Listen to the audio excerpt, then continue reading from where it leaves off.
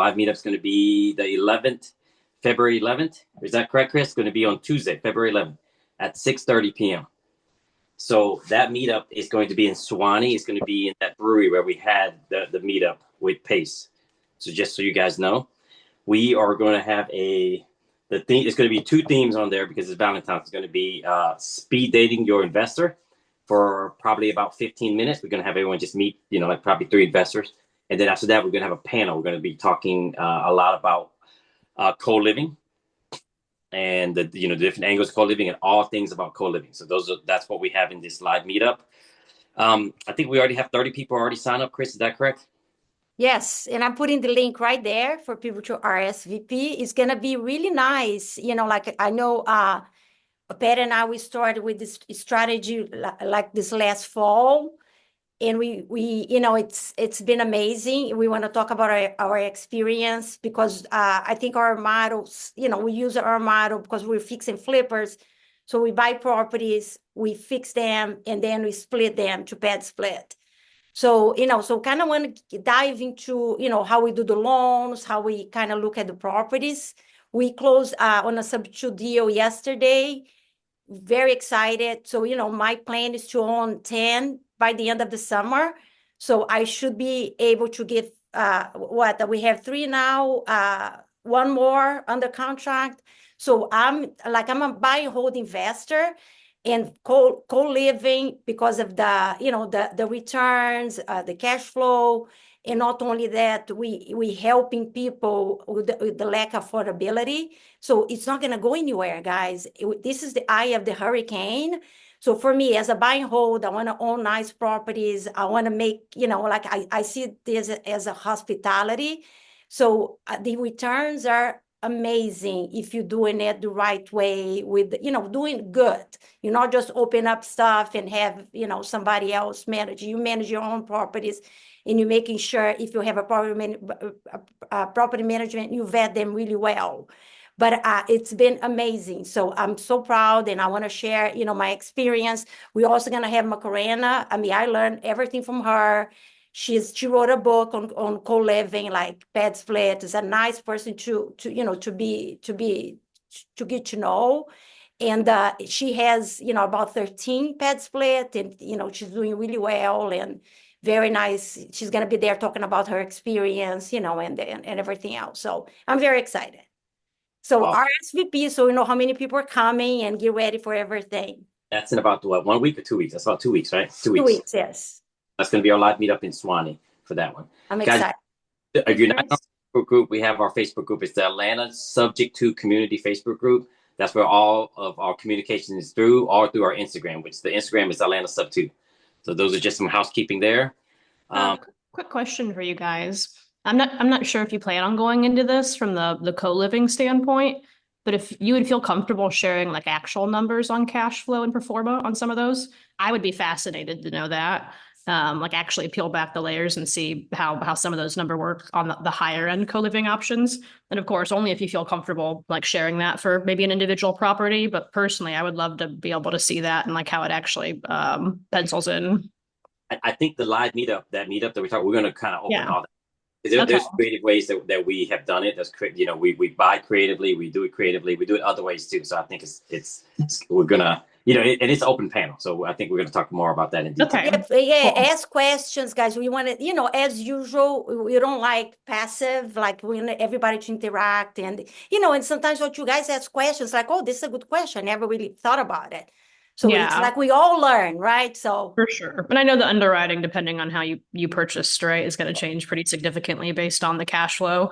But I am just curious to understand, against long-term rentals with co-living, what that variance could be. And we all know every deal is so different. But if you can give examples of that, I personally would love to be able to peel back and understand that. So I appreciate you sharing that. Amazing. It's huge. Yeah, it's huge. I'll just say that. It's huge. It is. Okay. It's good. You know what? Morning. Real quick, I just wanted to say to sort of piggyback on what Rachel was saying. My question, and we can go into this at the live meetup with you guys, is the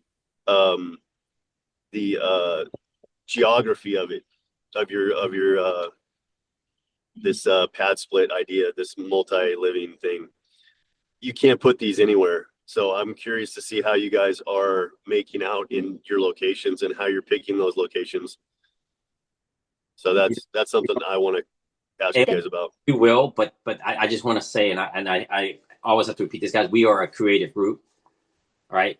So not all things are going to be black and white. There will be tons of gray, and we are creative. So there's ways, kind of to get around it. We're not 100% perfect. We're not always right.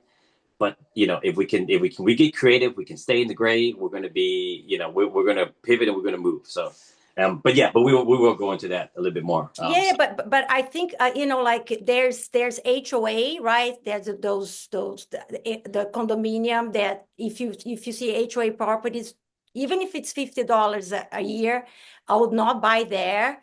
And then once you buy the property, the most important is to make your neighbors happy, right? Like it's trash. It's the way that, like the parking. So some of those things, we know and we take care of that. And everything else, we're taking a risk because things can change. But I think the way the economy and everything is going with affordability and everything else, I think we have more chances to fight. And I've seen people fighting, like in Jacksonville, there was they bought an attorney because the city was fighting against them. Like you see stuff everywhere, but people are fighting back. So, like it's your risk, right? Like how much can you tolerate if something changes, and then underwrite it if something happened, you were able to hold the property and make some changes if you need to. So similar that's to the a way I short-term see it. rental, like to a short-term rental to a certain degree, right? As Yeah, far I as mean, some of those factors and the risk factor and the market winds could shift and compliance and regulatory could shift on it too. Yeah. Don't worry, we're not holding you guys to perfection. But we'll talk more about that, guys. We don't want to. So, but good questions, guys. Very good. Very lively audience. I'm writing this down. If you guys have more, put in the chat so we can be prepared too. All right. Guys, so a few more minutes. Who's new, guys? We have about 37 people now in, so that we have a good group this morning. We got an amazing guest this morning. So, but we just want to give you guys a chance to come in that are just kind of chiming in a little bit there. All right, guys. If no one speak, we're going to get started. Anybody else? Okay. All right. Rich, good morning, Rich. I haven't seen you in a minute. Yeah, Pat, how you doing, buddy? I'm great. Good to see you. Happy Absolutely. Yeah. All right, guys. We're Atlanta and the South, guys. Welcome to our weekly Zoom. Chris, do you want to add anything before we bring in our wonderful guests? No, I think I'm good for now. If you guys, just if you guys have any questions that we want, you guys think that we should cover for the discussion for the meetup, the panel, just let us know, put in the chat. Awesome. And anything else in the chat, Chris? Is there anything else we need to do? So we talked about the meetup. We talked about those the things there. Any other announcement we need to bring up that maybe we have missed or I've missed this morning? No, that's it. That's it. You said about the Facebook group, right? Facebook group, because sometimes people come to the Zoom, but they don't know about the Atlanta Sub2 Facebook group. So, I can put it right there so they can join it. Okay, perfect. All right, guys. All right. Well, with that, we get started. We're going to bring in our guest, Alexis. Alexis, good morning. Alexis. Good morning. How are you, man? Great. I'm great. Welcome this morning. Thank you, Pat, Chris, and everybody here. It's an honor to be here with you guys, and thank you for the opportunity. I truly appreciate it, and I really support what you guys are doing and bringing to the community. So yeah, thank you. Thank you. No, amazing. So tell the audience about yourself a little bit. Where are you coming from? What state you're in, and just give yourself an introduction there. Yeah, perfect. So originally from Puerto Rico, and I live in Ohio. I moved to the States 7 years ago, and I'm a business owner. So my first business venture was in 2006, 2 years before the market crash. And I didn't have capital at the time, so I was working for a company as a sales director. And I was making, some decent money at the time, 25 years ago, $8,000 every month, full commission, not salary or base salary. And so what happened is at the time the government did a change, and I was dating with my wife at the time, and we were about to get married in 2 months. So the government made a change in the local laws, and the economy suddenly collapsed. So from making 8 grand every month, then suddenly I started to make $500 per month, and in 2 months we were gonna get married. So I told my wife, you know what? I think that we can, with your experience in finance, she used to work for a multinational company. She was the financial analyst in the finance department. So I told her, you know what? With your experience in finance and my experience in sales, I think that we, both combined can build a business and forget about the other departments. We'll figure out um, during our path. But I think that I can bring the revenue, you can handle the finance, and I think that like we can do something nice. But let's explore something that could be recession proof, quote unquote. So we built a tech company, and we only had $2,000 available, and it wasn't liquid, it wasn't a credit card. So we started that business, and the first year we made 60 grand, the second year 180, the next one 690, and then the fourth year we hit 1 million. And we were like, oh my God, we hit 1 million. We were celebrating until our CPA sit down with us and says our P&L was good. We had a net positive net profit. But when the CPA sat down with us, she said, "Okay, so this is the amount that you guys need to pay now to the IRS." And I was like, "Wait a second." So it means that my P&L before the check that I need to drop to the IRS is green, but now it goes red, meaning that I have to pull money from my bank account to cover the difference. That doesn't make sense. And she said, "Yeah, unfortunately, you hit 1 million, and that's another bracket. So to give more context, it would be better to make maybe $900,000 than hit the million." So what I did at the time, I started to find more information about, what tools I can use to offset my taxes. And that's where in 2012, I decided to start in real estate. I started to do, fix and flip. I was watching, Home and Garden TV and all these programs. And I was like, my kids were very little at the time, and we were like, this is fun. I think that we can do this, but and we started it. But I think that I put myself in another problem because I was making money in my tech company, but now I'm making money as a fix and flip guy. And what I was looking for, it wasn't to make more money. Of course, I wanted more money, but the main purpose it was to offset the taxes. But I didn't know what I was doing. I just what I just heard that real estate it was the tool to offset taxes. But because I was watching these programs, I thought that that was the way. And I continued until 2017. I received a call from Goldman Sachs, the bank here, the big institution here in the US. They wanted to sponsor, they interviewed 10,000 small businesses across the nation, and they selected only 154. One of them was my business to do a Wow. business degree in Babson College. And it was only for business owner. It was basically to scale up the business to another level. So I went there, and two great things happened. And one of them, it doesn't sound cool, but eventually it was a great thing in my life. So I was in Boston. My family was in Puerto Rico, and then the Hurricane Maria wiped out the whole island.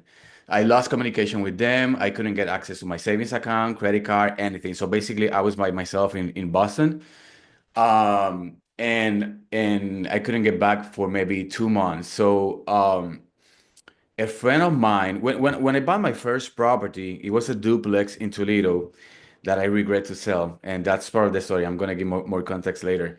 I bought a duplex in Toledo for 7 grand only at the time. The prices were cheap or very low at the time.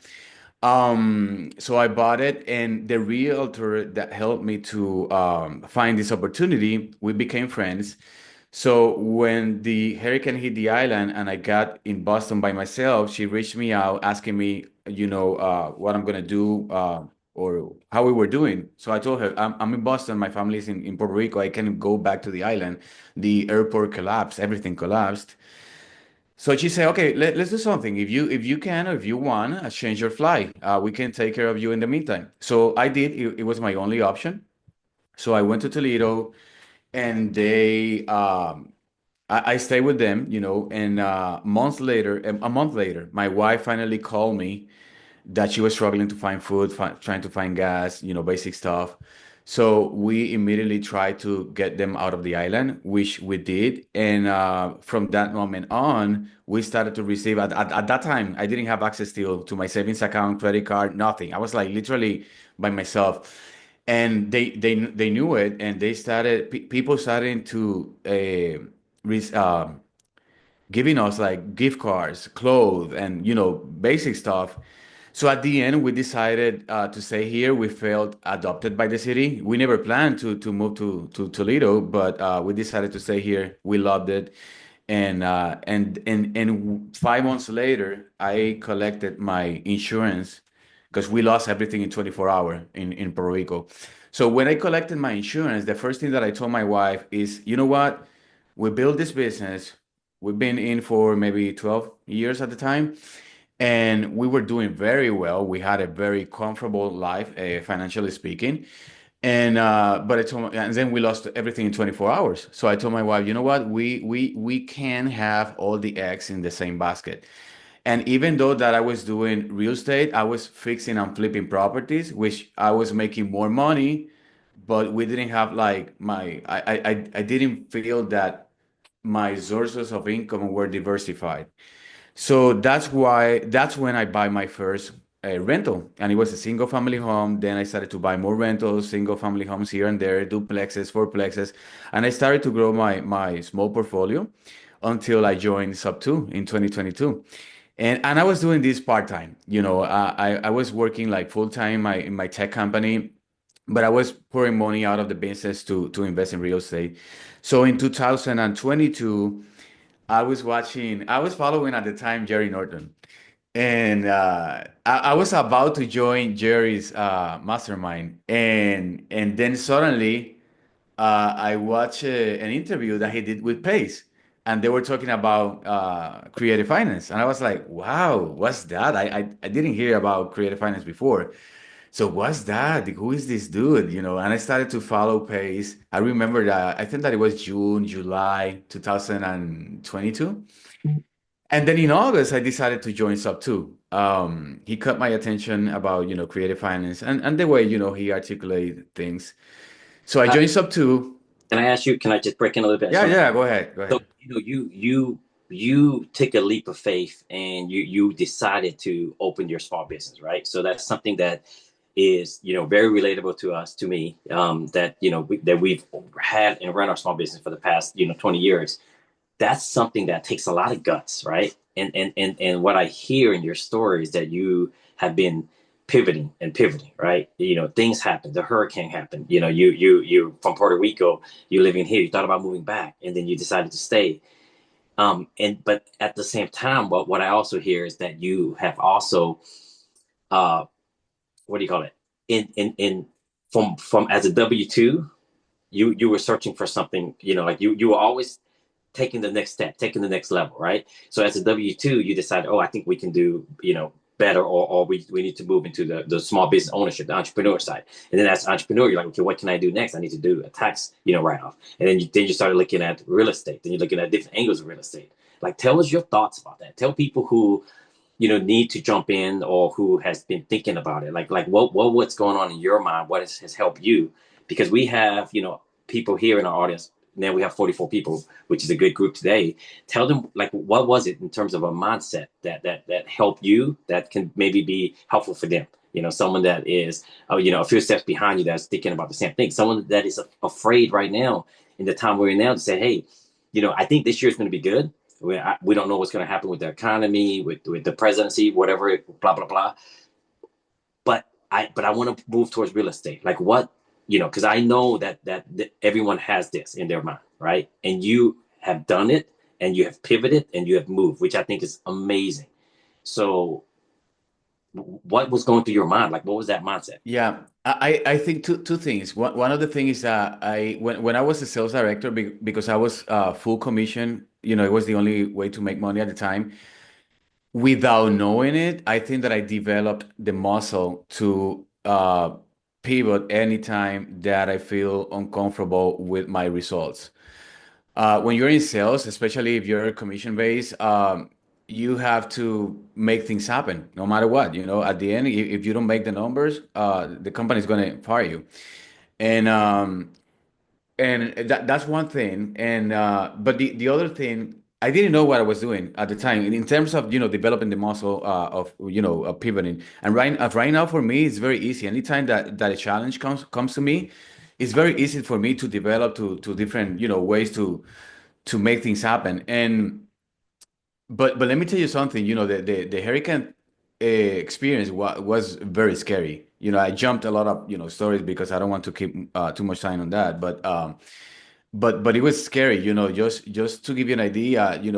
Losing communication with my family for months, not having access to savings account, to credit card. Let me tell you something. My mom at the time, she was the CFO of the credit union where I used to have my savings account with. And I remember calling my mom like 2 months later. Calling my mom, and I was like, "Mom, I need access to my savings account. What's going on?" And her answer was, "You know what? We are the bank, and we don't have access to liquidity." So at the time, I just needed to move myself by faith, and at the same time, continue to develop in the muscle of that. On any time that when we are entrepreneurs, guys, especially we don't have a salary based type of thing. It's all by faith and by the steps that you are moving forward by yourself. I mean, something that I learned in life is that if I stay quiet, things won't happen. If I move forward, things are going to happen. Always something that I learned. Anytime that I put my step on, or something that I touch, it has to prosper, man. It has to prosper. We are in this planet, to do magical things, to do wonderful things, but we have to move forward. Did that answer your question? That's great. No, because that's the same thing. Like sometimes, I've had multiple different business and people would ask, I'm like, I have no experience sometimes in the business that I jump into, but I jump with the leap of faith and say, I'm going to figure it out because I know that Bro, on here I that did I didn't have any experience in tech. I was a sales director. I was selling kitchen products. And the only reason why I joined to the tech space, it was because in my mind I thought that it was recession proof, because technology is developing all the time. And because I went through that, government experience, in my mind, it was like, okay, wait a second. It wasn't a bad decision the company made. It was a decision that the government made, and because of that, everybody now is in a bad situation. So I was like, I need to develop something that is recession proof. I didn't know anything about tech. I didn't have access, just the $2,000 that I had available. So I just started to learn and move forward. That's it. So let's talk about real estate. So tell us about your real estate journey now. So you found the group, and where did you start? How did you start in terms of, so you did fix and flips, right? Yeah. I did fix and flip. I did my first flip was a property in single family home in Tampa. It was I bought it for 46 grand at the time, 2012. I put into only 6 grand in rehab, and then, well, that property I kept it for 3 years, and then I sold it for 75 grand. So, but in the meantime, I was doing other fix and flip. Again, I was making money as a fix and flip guy. But then in 2017, when the hurricane hit, and then I collected the insurance, is when I started to buy rentals because I was looking to diversify my cash flow, and at the same time create wealth on the long term and not having more currency in my bank account, and because I didn't need it. So 2022 is when I joined Sub2 because I felt that I needed to scale up, or no, actually, what I taught myself is that I needed to do this full time. I want to, my business, my tech company was doing very well at the time. My time the time that I was putting into it was maybe 20% of my time. So I had like more free time to explore other business ventures.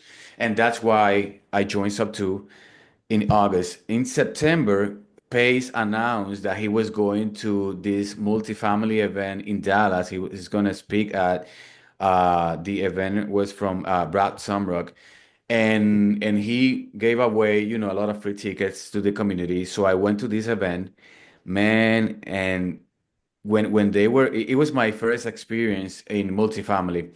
So when the different speakers, they were talking about, profit and loss statements, balance sheet, cash flow, HR, employees in real estate.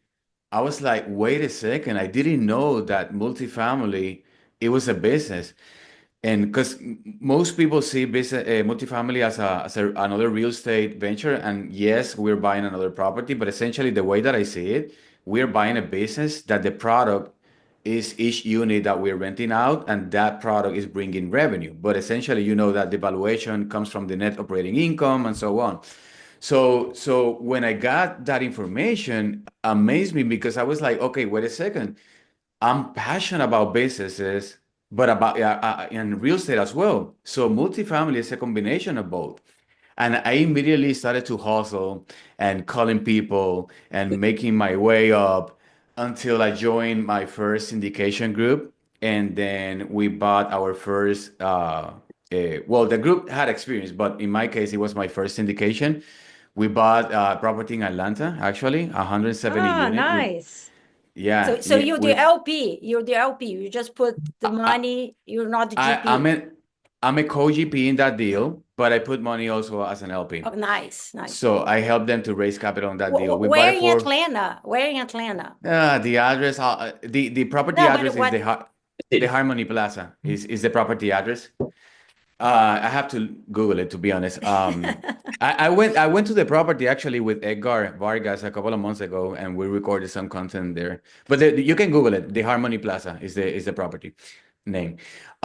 So we bought it for 19.5 million. We raised 11 million on that property, and Wow, and it was awesome. an amazing experience. So 5 months later, I met another group that I met. Well, actually, I met the group in the same event, but I continue to, hop on a Zoom call like this one every week with them, until one of the guys says, you know what, we're gonna do a GP group, and we're gonna buy another property. We didn't have the property under contract yet, but then I joined the group as well, and this is a different group, and we started to, hustle and find deals, underwriting deals, and so on until we find a deal. We bought a 30-unit deal in Las Vegas. We bought it for 4.7 million, and that deal is a home run. In 13 months, we completed the full cycle, and we are right now in the process to refi everybody out. The property worth now $7 million, so we are paying all the LPs out, and now we're going to keep the property for ourselves You did a full cycle in 13 months? in 13 months. Yeah. Wow. So when we bought the property was super nice. The seller did a full rehab. And when we went under contract, we went under contract because the properties in the, if you guys are familiar with Vegas, in the Fremont, where the Fremont experience is, which is the old downtown in Yeah. Vegas, that's an area that is coming up right now. And Wow. two of the guys are boots on the ground, and they know pretty well what's going on in Vegas. So, Alexis, can so we explain to the people who don't understand what a full cycle is, just to kind of just make it simplify for them? It's, you can do it, or Chris, or if yeah, but basically, full cycle is when you buy the property, you rehab the property, you stabilize the property, you hit preferably more than 90% occupancy rate, and then you go to the bank and refi or sell. That's basically the full cycle.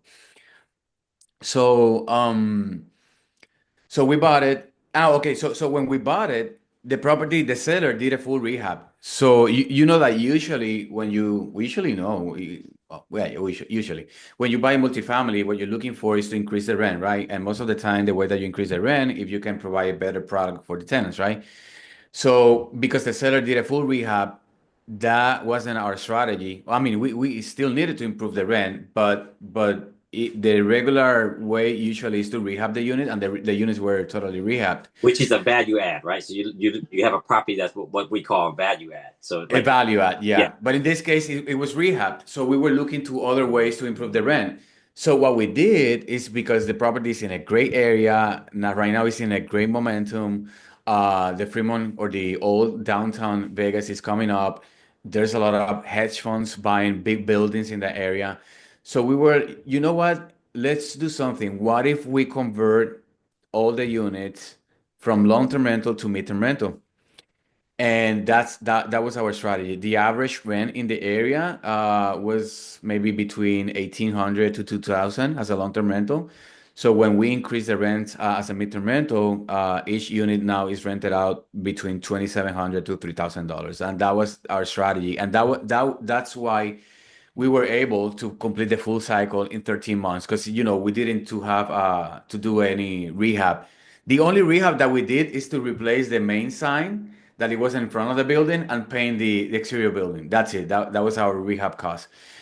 And but this is a home run that usually it's not the average multifamily deal, right? The average multifamily deal takes 3 years, sometimes 4 years.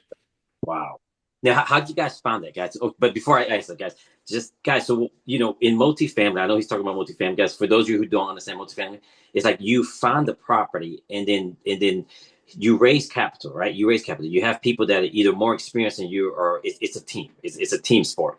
So you raise the capital, and once you raise the capital, you buy that property. But usually, you're looking for a value add, which means that it's run by mops and pops, and it's a lower end. But that once you add the value to it, you can increase the property, and then you wait for it to increase. Once it increases, then you can go back and refi that money out. So you have different players. So when you raise capital from, let's just say, all of you guys here, right? We can buy a multifamily together. But then once when Alex is talking about full cycle, is that once we go back to the bank, we pay everybody off from the original purchase through the refi, and that's a full cycle. So that's usually, like, it's multifamily is a business, and that's usually kind of how it operates and how it works.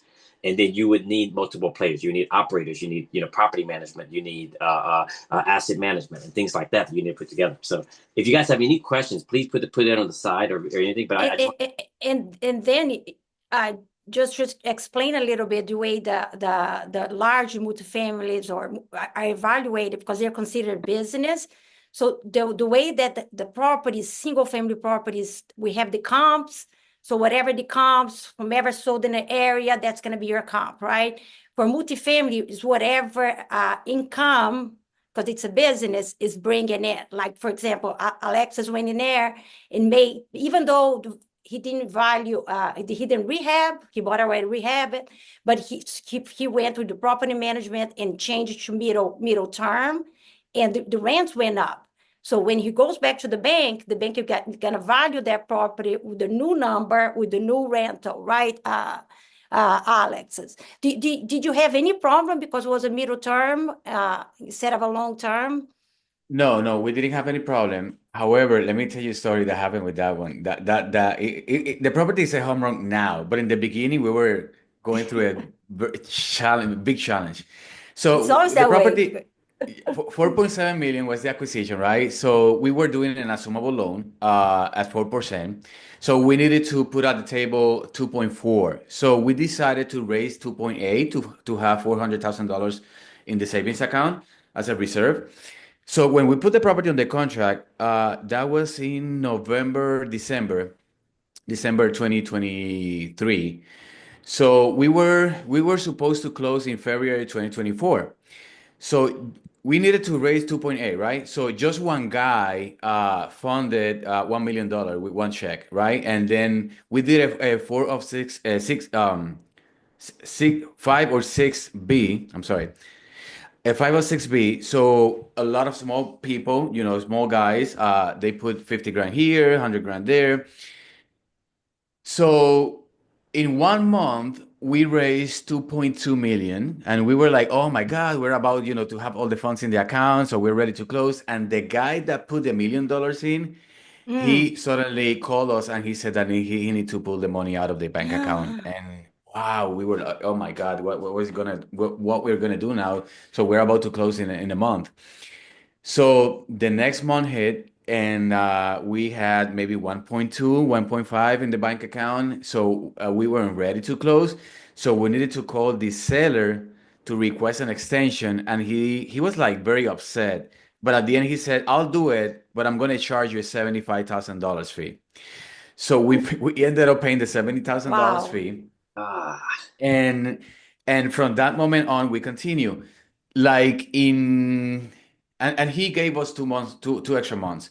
So in the month number fourth, we had all the money in the bank account, but we weren't able to close. The bank was like delaying the paperwork, delaying the closing, and we were like sweating, like nervous, what's going on. And this is and it wasn't the assumable loan, right? So the loan was backed by Freddie. So what happened, long story short, November, 1 year later, on a Thursday, the bank called the key sponsor and tell him, hey, be prepared because next Monday we're gonna close. Okay, cool. He called us, guys, we're gonna close on Monday, finally. Okay, cool. That was Thursday. That was Thursday. The next day, Friday, the bank called again to the KP and says, we're not gonna close. What? Why? What happened? It's not us, it's Freddie. And that was the year when the interest rate started to increase. And because a lot of, people with experience were going to foreclosure and because of that, Freddie says that they're not going to close, they forget about the deal. And we were about to lose $250,000 in hard costs. wow. So that weekend, one of our GP members went to Miami to a real estate event about multifamily in Miami, and he met this guy. He's a Cuban guy, second generation in the business. So his father started this business to fund deals or as a lender, basically. And it seems to me that it's one of the biggest lender in Miami for the big developers. These developers that they build buildings. And because his buy box or his lending buy box, he doesn't lend less than $50 million. So they connected very well in this event, and my partner, he explained him or tell him the story that we were going through, and somehow they connected very well. And he said, "You know what? I own this business. What I do, I bring capital from Europe and Asia into the U.S. I pay them sometimes 1-2% in interest, and I sell that capital here in the U.S. at 8%. That's basically my business." And and he said, "You know what?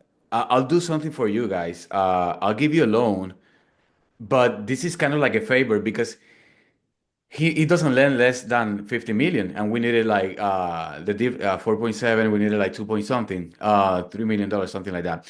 And he said, "Okay, I'll give you the loan at 4%, 80% loan to value, but it has to be only for a year." And we accepted it Wow. because that A was bridge it. That loan. was it.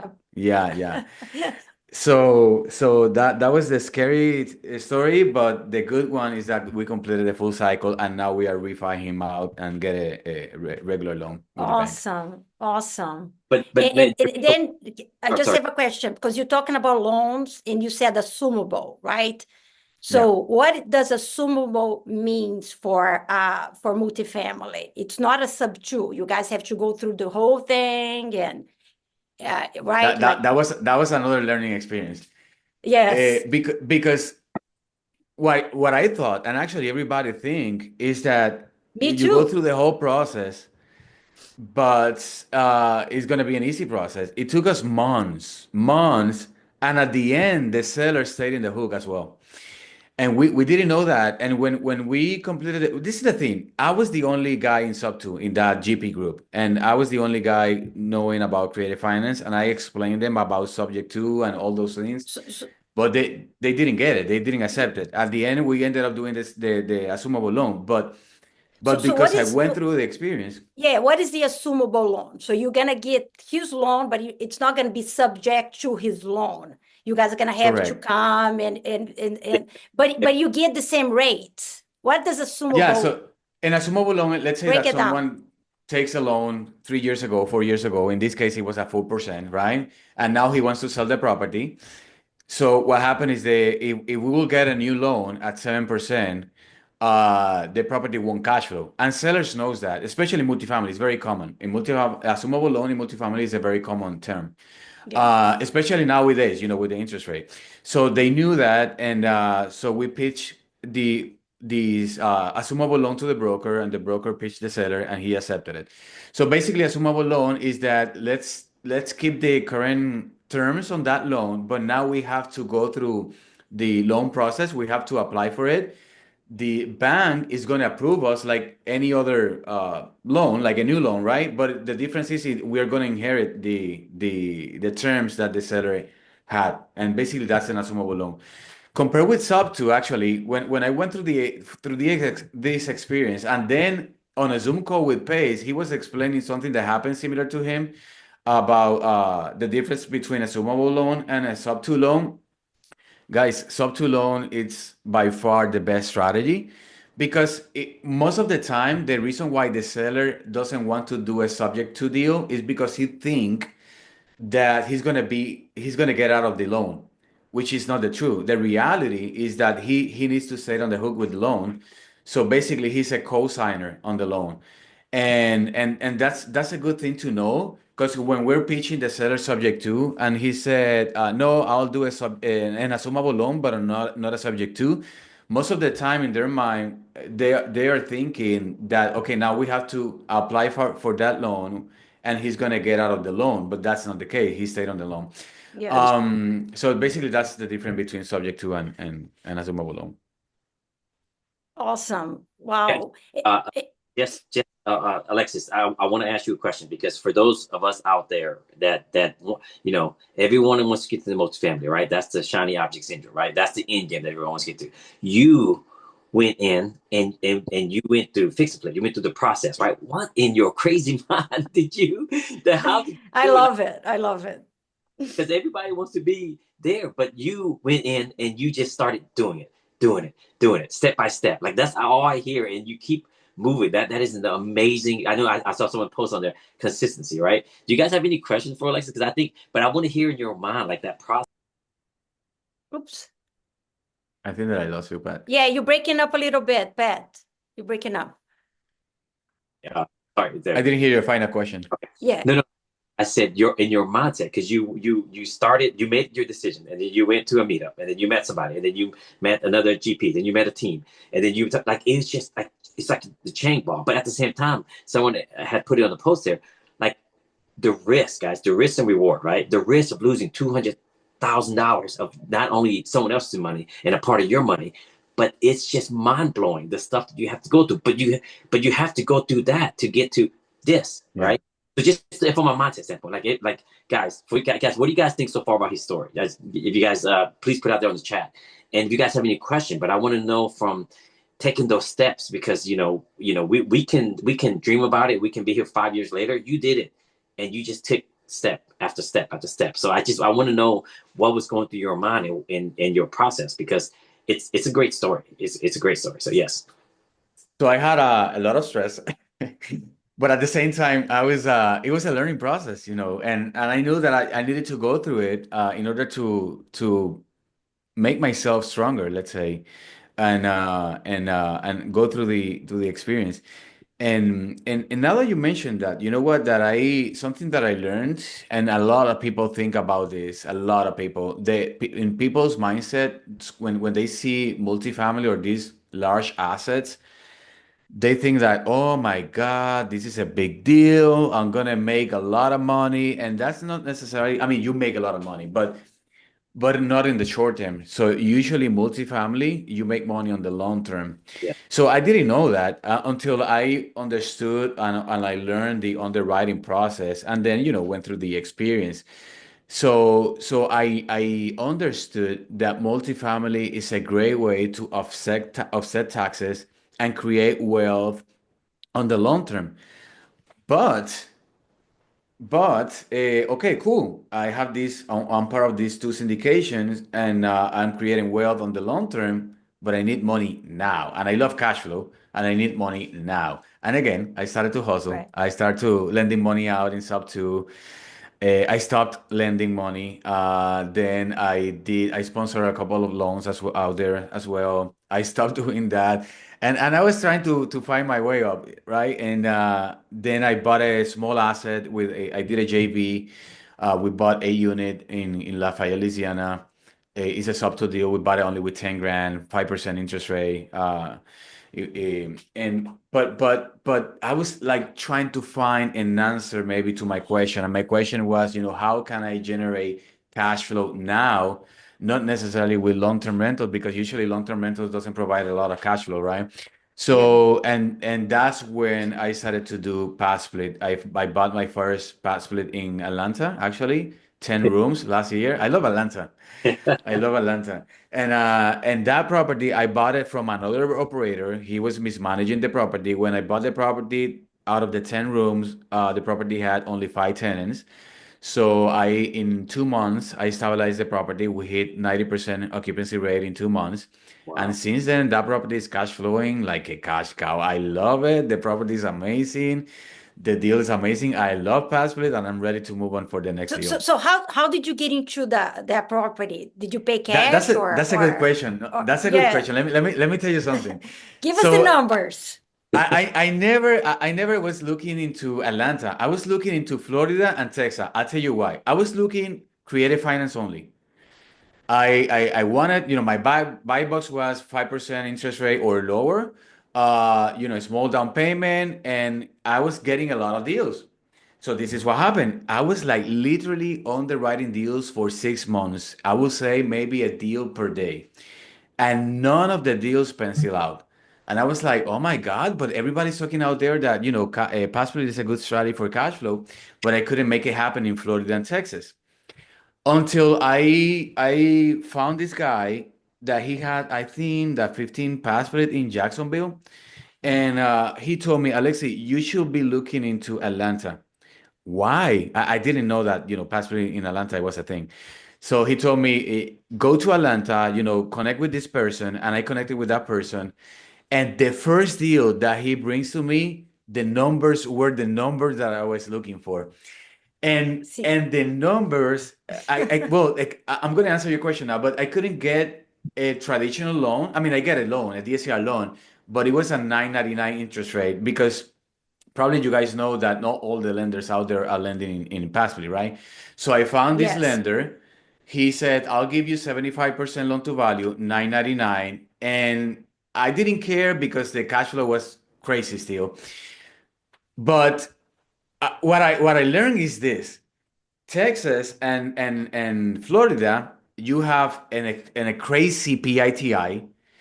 So if you think about it, the people that knows about Passport, you know that across the nation, the average rent per room is the same one. On average, right? You can rent a room between 7, 8, maybe 900 per Yes. room, right? Across the nation. So what I learned during the process is that the rent is not changing, or I can increase the rent if I want to be up to the market. So the key is how can I play with the mortgage and the expenses and the amount of rooms. So Yeah. if I have a lot of rooms and a low PITI, the numbers are going to work very well. So because the PITI in Florida and Texas, well, a couple of things. The average price in Texas and Florida as well is between $400,000 to $500,000 on an average, single family home. That's The correct. average PITI, it was like $3,000, $4,000. When you see the breakdown, the PI is okay. It's $2,000 on average. But when you include the taxes and insurance, then you are about $3,500, sometimes $4,000. It's kind of like the double, Yeah. like Yes. twice of it. And because the amount of the rent that you can the amount that you can rent by the room is basically the same one, you can play with that. It's not that I can rent this room out for 1,500. That's not the case. To offset the high PITI. So when I go to Atlanta, I got this house for $250,000. Even that my loan is at 999, my PITI is 1,800. And because I have 10 rooms, between $700 to $800 per month, my gross is between $7,000 to $8,000. And I was like, deal, that's exactly what I was looking for. So I learned during the process that the key is to have a low PITI and a big a nice amount of rooms. And then Yes. that, Alexis, is that in Atlanta too, for those of you guys, that Atlanta has a great appreciation. You know, there still has room to grow. It's still on the lower end, you know, across the nation. We have so much more room to grow. So that's what we like to do. So, Hey, Pat, can I ask a question? This is hey, Jim. Jim. Good morning. Yeah. Good morning. Good morning. I've been looking in pad split too, and I think the thing I'm struggling with is the amount of money you've got to put in a pad split. And I know that, what I've been trying to do is, maybe get a home. And I'm actually looking in Kansas City. I'm looking in that market where it's a little bit less expensive, but maybe get like a home that's like a 3-1 or a 4-1, but has good square footage, and take it up to like a 5-3 where you can get the highest appraisal for it, and then convert it over into a pad split. But it's hard to get in a pad split without putting in 40, 50, $60,000 or more after you do the conversions and then you put furnishings in the room. So I guess my question, to him is, how much of your own money or how much money did it take for you to get into the game with this? Yeah, that was another learning experience, and I'll tell you a trick. It's not a trick, but I'll tell you something that I'm gonna do now. So, 250, 245 to be exact, it was my acquisition price, and the lender says I'll give you 75%. So, down payment, closing costs, all in, I went to the table with 80 grand. It doesn't sound excited, but I don't regret though. Then but I didn't like it. So I was like thinking, you know what? I think if I buy, or if I find a property distress and I come up with a DSCR, a fix and flip loan, the lender will give me 90% loan to value. Meaning that, let's say that if I buy the property for 20 grand, I'll come up to the table only with $20,000, and then closing costs, let's say $25,000, which is very easy to get into. Then I rehab the property, and then let's say that you can refi out of $350,000. So what happened is the lender now give you 80% loan to value. It's gonna be maybe around 280 to 290. I don't have a calculator here quick with me, but let's say that you get a 280, 290 DSCR loan. So now you can pay off the fix and flip loan, get some cash in your pocket. So with that cash, you can convert it into pad split, furnish the property, and basically, essentially, you have a free property. And sometimes you get $10,000, $20,000 left over for you. And that's my next movement. So I call it how to buy free houses, or how to get paid to buy houses and cash flow every month. Yes, yeah. And another thing too, Jim, I know we're going to talk more about it in our meetup, but just to give you an example, like we bought so we wholesale a property here in Atlanta, and in Ellenwood for $7,500, sub two, right? That's the entry fee, right? $7,500. And so I also do remodel, and the remodel for this investor that we're remodeling for is going to run him like $18,000. So all in, let's say 20,000 with furnish and everything like that. So and we turn that into a 7-bedroom pad split. So just as an example, right? But that's one creative deal that is extremely really well, and it's like, gosh, I wish I would not have let that one go, But at the time, I had so many deals at the time that I just, it's Christmas holidays. I was like, do I put an extra 20K into this, or do I put, Christmas gifts for the kids? Well, I think I should have not. I should have skipped the kids' Christmas gift.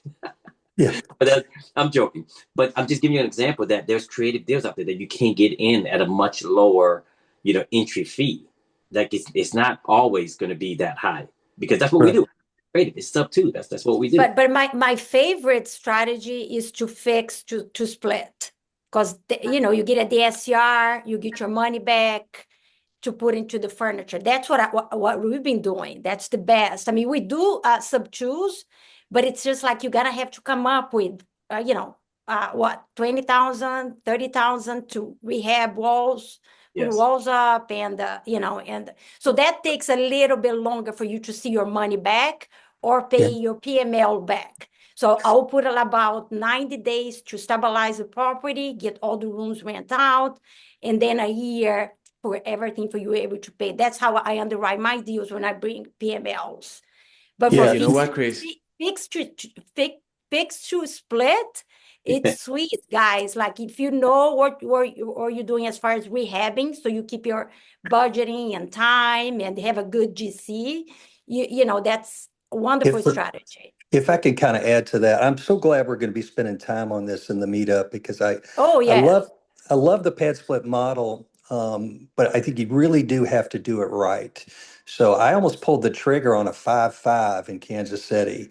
And when you talk to lenders, lenders still have not embraced pad split.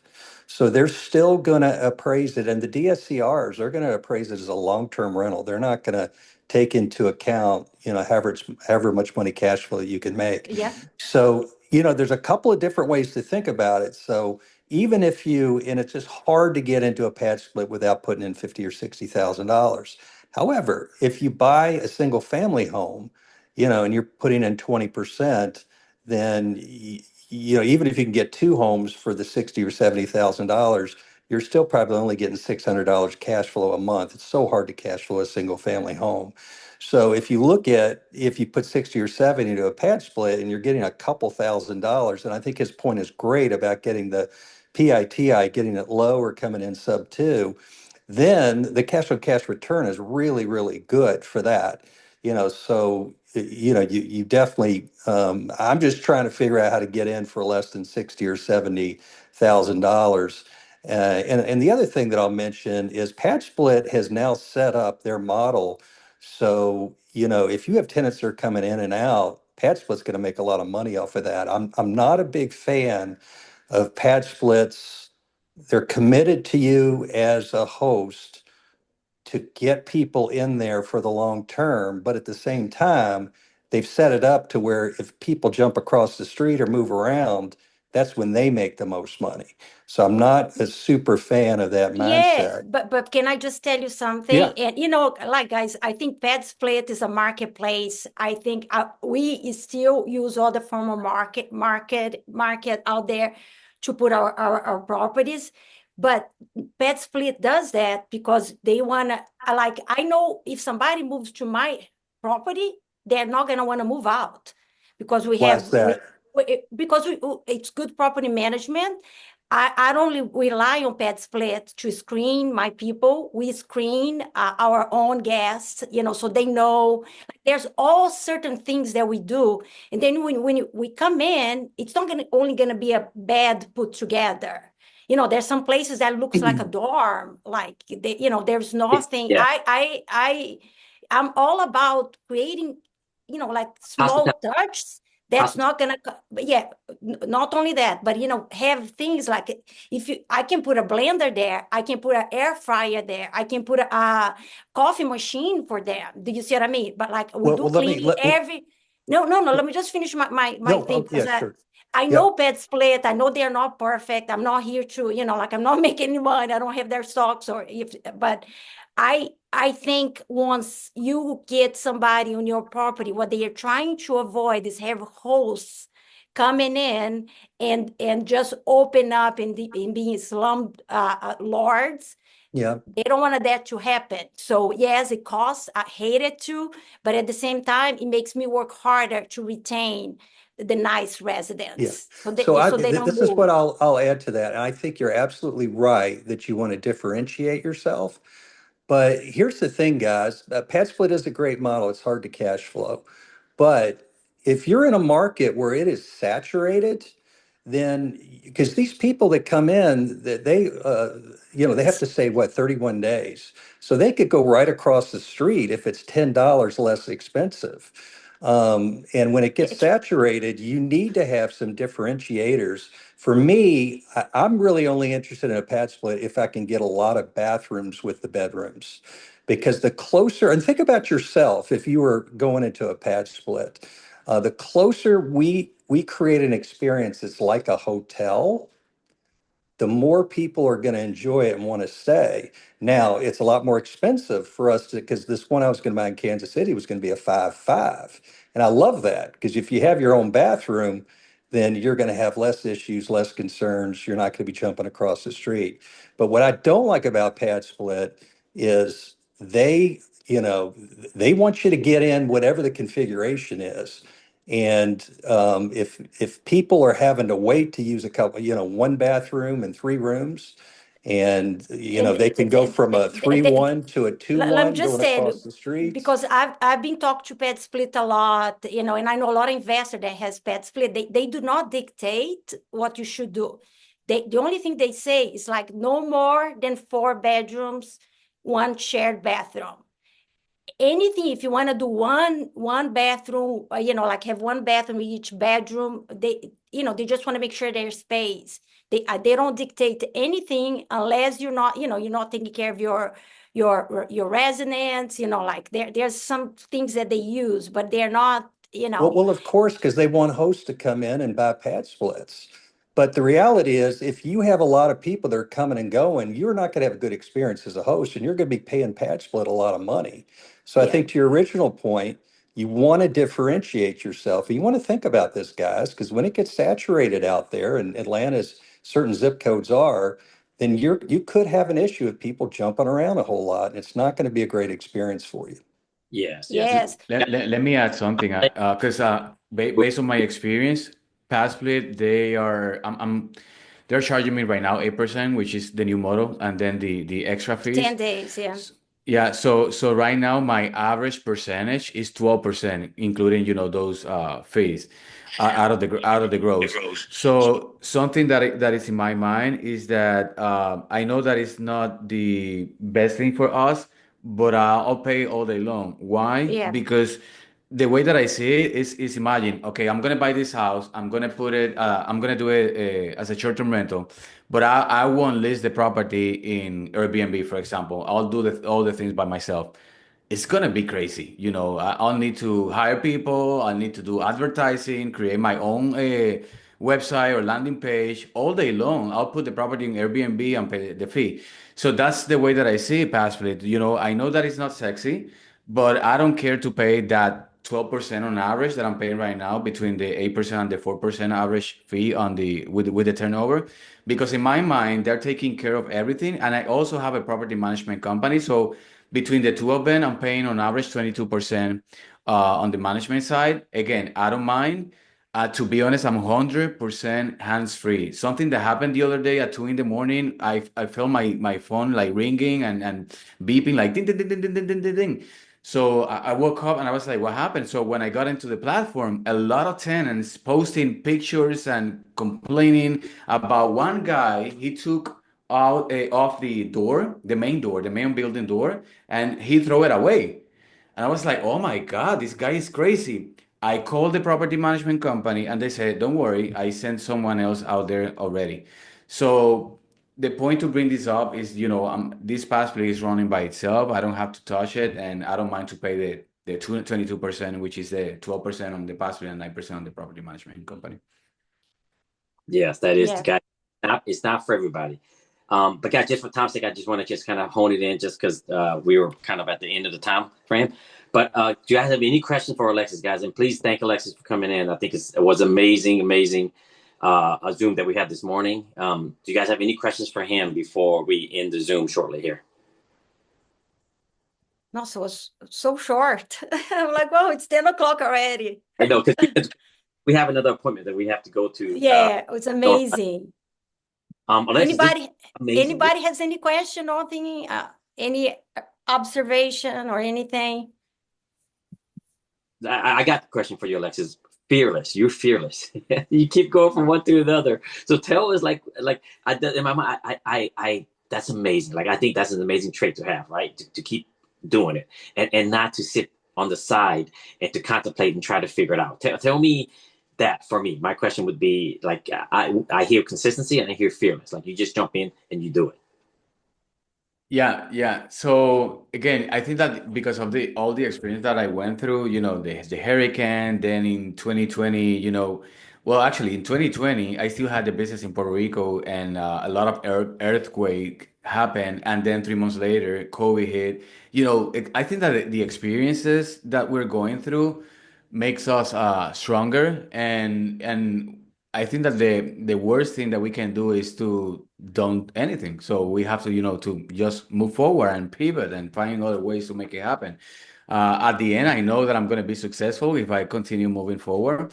And again, don't have any fear. And the experiences are good. You know, these are layers that I add in my resume, let's say, you know, in my mind that makes me stronger. And but right now, even that I have done a lot of things, like, you know, 2023, I was crazy. I did fix and flip, I did wholesale, I did rentals, I lent money out, I did a lot of things. I don't regret though, but I fell all over the place. So when I was writing down my 2024 goals, when I wrote down is that, you know what, I'm gonna do only multifamily and pad split, and that's exactly what I did in 2024. And this year, now that, you know, as an owners club member, now my focus is on pad split, and my goal is to buy 1,000 rooms in the next 5 years. Amazing. Awesome. Great. Awesome. Guys, thank you so much, Alexis, guys. Atlanta, thank you so much, guys. Guys, if you have any questions, definitely let us know. As part of our sponsorship that we have, guys, I do my company is sponsoring today's Zoom, and I actually do renovations and fix and flips renovations for pad split and for other investors in the community. So it's, if you guys see my post out there, it's bashing Not around only for pet split, for co-living. for If co-living. people don't want to do pet split, they don't have Yeah. to. Yeah. So if you guys need anything in Atlanta, please let us know. My company's called Bashar Rafa, and that we're sponsoring today's Zoom. So thank you so much. Thank you for having me. Okay, Harry. Terry, go ahead, Terry. Hi, good morning. No snow today. 70 degrees. What a difference the week makes, right? I just wanted to say thank you to Alexis. That was like amazing. The backstory that I didn't know. Wow. And I just wanted to send our love to your family. We so appreciate you, and we appreciate everywhere you are sharing so much information and being so accessible. Thank you. No, thanks to you, and thank you for being here. And Alexis, Yeah, where can we find you? Where can the no, audience? before you do that, can I just say something? Yeah. When I met Alexis and I follow him now on social media, we're together in some masterminds, but you know, he helps the Hispanic community. He's out there, he's a leader. I love what you're doing. We got to bring people up, and you know, and you teaching people, you know, like your underwriting skills, like multifamily, like whomever can underwrite a multifamily for me is like, wow, it's a big job. So, you know, like you're doing amazing. Thank you, you know, for everything that you do for the community, and, you know, for being here, sharing things, because it's not easy, right? It's not all sunshine and bright. There's, you know, the days that you go home that you're just like, okay, I got to keep on moving. Yeah, no, thank you. You're very welcome. You So guys, put- I even like or do the little love on Alexis's, even when I don't understand if it's in Spanish, I don't understand it, but I know it's amazing information, so I love it anyway. Yes. Now, I know, yeah, I know that yeah, community is getting amazing value. So guys, follow him. And I think one thing that for us that are out there, like anybody that come in likes or put a comment into our posts, like it means a lot. Like you know, like we're trying to create content and be out there helping people out. We want to put the word out there more. So that's one way that you can help, you know, everybody that's here and you know is leading. So that's his YouTube right there. Go there, Yes. subscribe. Now I'm creating content in both languages. What I'm doing is that if I create the content in Spanish, I use the AI to do it in English as well, and then vice versa. If I do create the content in English, I use the AI to do the translation in Spanish. So anytime that I upload a video, you're going to see it in both languages. Beautiful. So cool. I love it. Love it. Awesome. Cool. Guys, well, thank you so much, Atlanta. Guys, have a great weekend. We'll see you guys same time next weekend, next Friday. Alexis, thank you so much for coming in our Zoom. We need to connect, so let's do that soon. Guys, have a great weekend. Thank you. Bye. Yeah. Thanks, Alexis. Chris, you're the